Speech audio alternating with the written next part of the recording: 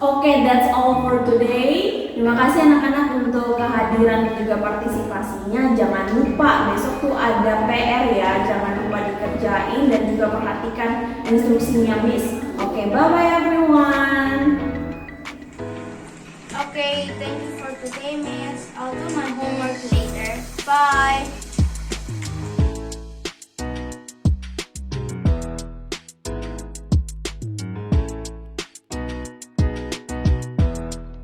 Oh no! 2 days later. Halo? Halo Ceci, ini Miss Prilly. Nah, kamu kan seharusnya kumpul tugas kemarin ya. Kenapa hari ini belum kumpul ya? Udah lewat due date loh. Hah? Astaga, maaf ya, Miss. Aku gak bermaksud untuk gak buat tugasnya, Miss. Nah, jadi awalnya tuh aku itu sebenarnya mau buat tugas, Miss. Tapi aku pikir nanti aja, Miss. Dengan begitu, aku keterusan, Miss. Kayak pikirnya nanti aja. Tapi pada akhirnya pas aku lihat due date-nya, ternyata udah terlambat, Miss. Aku minta maaf ya, Miss. Oke. Ini anak-anak nggak habis pikir deh. Mau Ceci yang main, kenapa sih mereka nunda-nunda? Nggak bertanggung jawab banget deh.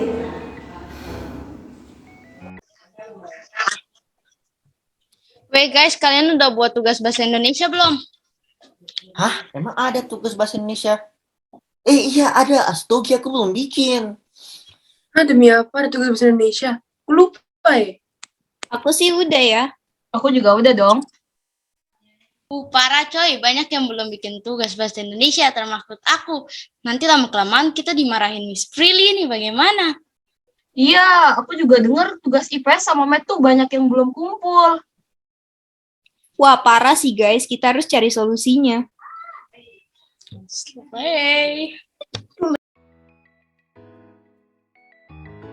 Nah, dengan melihat fenomena yang baru saja ditampilkan dalam video tersebut, fenomena ini terjadi pada masa PJJ di kelas 7 Sekolah Citra Kasih Ambon. Siswa mengidentifikasi problem tersebut dengan sebutan prokrastinasi, kebiasaan untuk menunda. Bagaimana akhirnya kami mensolusikan masalah ini? Kami perkenalkan No Procrastination Project. Project yang dikembangkan oleh siswa-siswi kelas 7 Sekolah Citra Kasih Ambon sebagai solusi untuk mengurangi prokrastinasi atau bahkan mungkin membiasakan, mengembangkan sebuah kebiasaan agar prokrastinasi tidak lagi terjadi di kelas 7 dan kelas-kelas selanjutnya. Bagaimana caranya? Berikut simak presentasi yang akan saya sampaikan dalam perspektif kelompok 3, kelompok 2, kelompok 4, dan kelompok 1 sebagai siswa-siswi kelas 7 SMP Citra Kasih Ambon. Saya mulai dengan kelompok 3. Kelompok 3 di sini berperan sebagai reminder. Menurut kelompok 3, solusi yang mereka sampaikan ini sangat simpel, namun efektif. Yakni membuat reminder yang akan di-share di grup kelas, grup WhatsApp. Dan dengan membuat reminder ini, teman-teman mereka akan dengan sendirinya memiliki kesadaran penuh untuk mengerjakan tugasnya. Dan bisa langsung membuat tugasnya tanpa perlu menunda lagi. Cara kerjanya mereka akan mengirimkan notifikasi seperti ini, kita lihat di gambar. Nah, format ini akan dikirimkan sebelum due date pengumpulan tugas. Sehingga siswa bisa memiliki waktu untuk mengerjakan tugasnya terlebih dahulu. Jika mereka sudah mengerjakan tugasnya, mereka akan bisa mencentang di nama mereka masing-masing. Jika belum, maka mereka tidak boleh mencentang di nama mereka. Berikutnya adalah peran kelompok 2. Di sini kelompok 2 akan berperan sebagai reminder bagi siswa yang belum mengumpulkan tugas melewati due date-nya. Mereka akan membuat solusi dengan membuat video dan sebuah reminder dalam bentuk poster. Video inspirasi, bukan video biasa, video inspirasi dan poster digital. Kenapa? Ini mengembangkan talenta mereka untuk mengedit video, untuk mengedit poster, dan juga sekaligus ini membuat siswa tidak hanya diingatkan, tetapi mereka juga diinspirasi.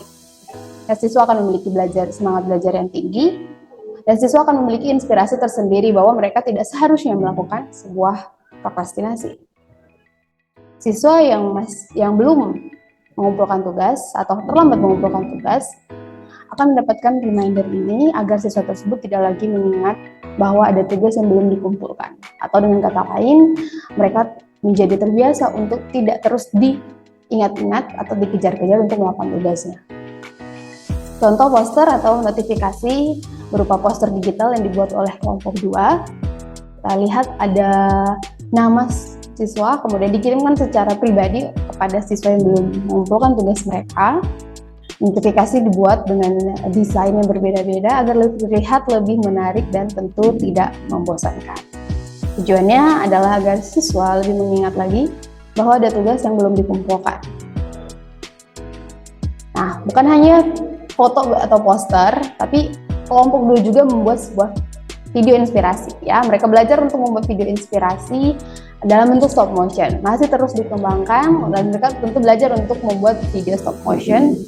Video yang dibuat memiliki makna inspirasi seperti yang telah saya sampaikan tadi. Video ini tidak hanya menjadi pengingat ya, tetapi juga memberikan inspirasi agar siswa yang melakukan prokrastinasi tidak mengulangi hal yang sama.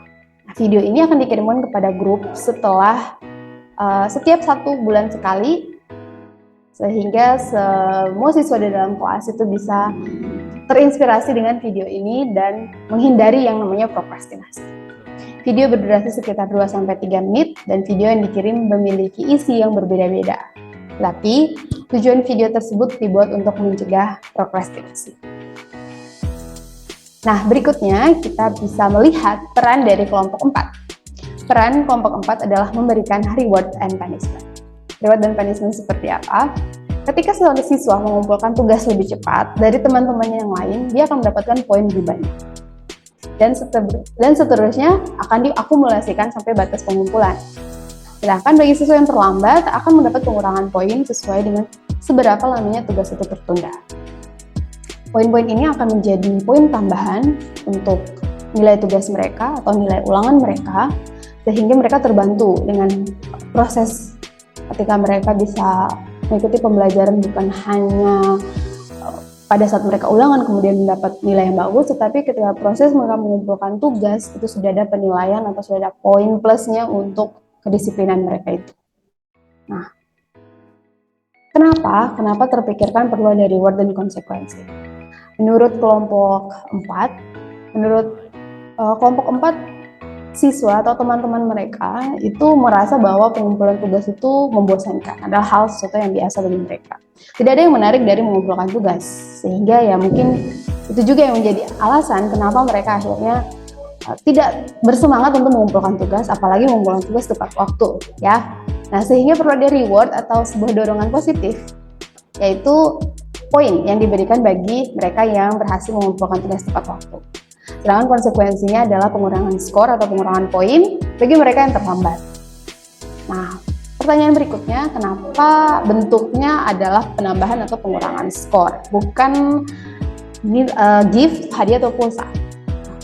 Menarik sekali karena kelompok 4 menyatakan bahwa mereka tidak ingin siswa menganggap bahwa penambahan atau mengerjakan tugas ini, penambahan poin dan sebagainya ini, atau memberikan reward dan konsekuensi itu adalah kebutuhan tersier.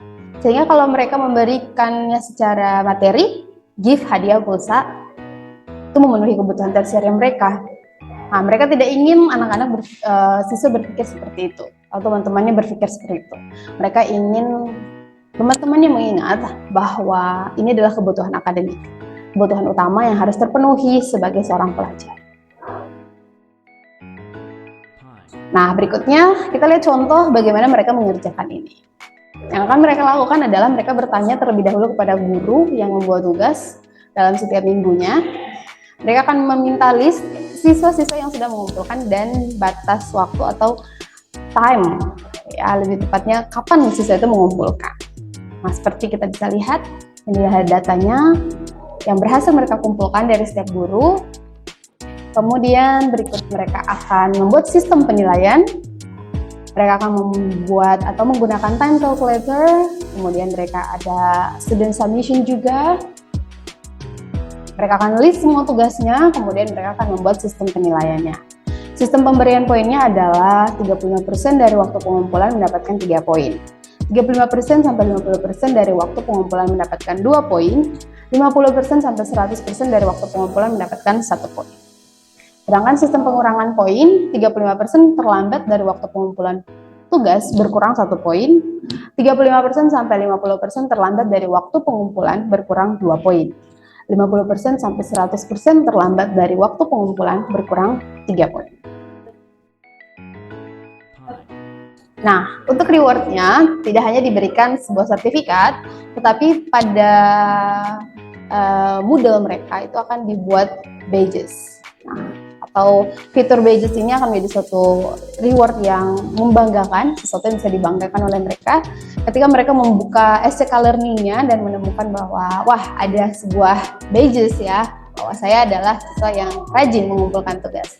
Tentu itu akan menjadi satu kebanggaan tersendiri bagi para siswa.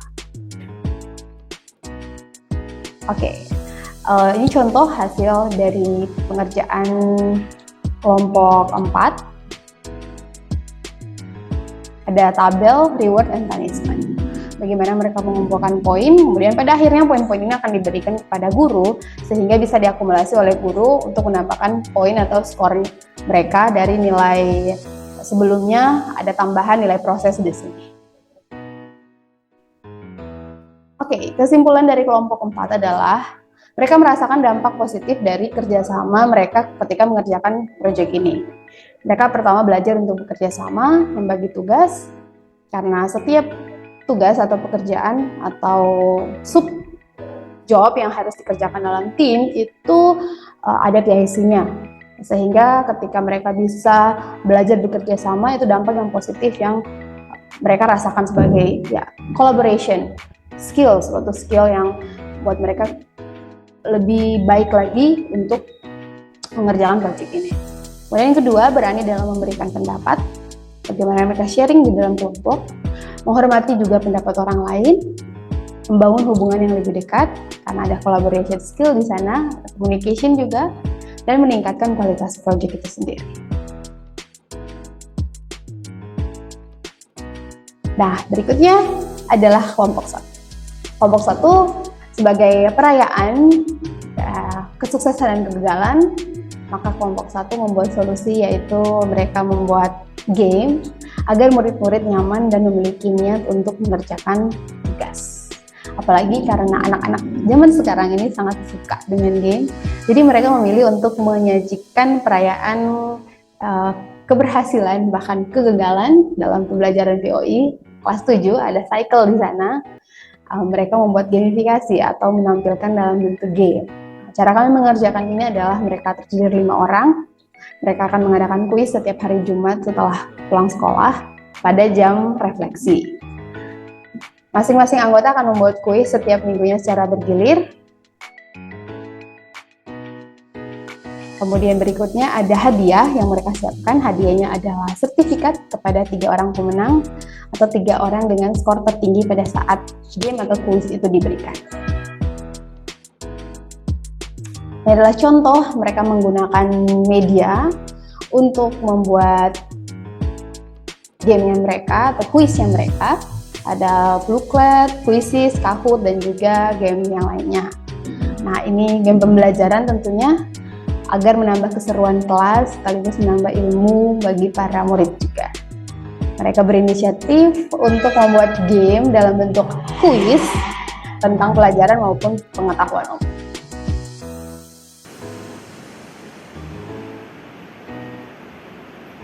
Demikianlah proyek No Procrastination dari Sekolah Citra Kasih Ambon. Kami yang ada di Sekolah Citra Kasih Ambon telah merasakan berkat yang luar biasa dari proyek ini. Kiranya melalui proyek ini dengan inovasi dan kreativitasnya dapat memberikan berkat yang sama bagi sekolah lain. Terima kasih.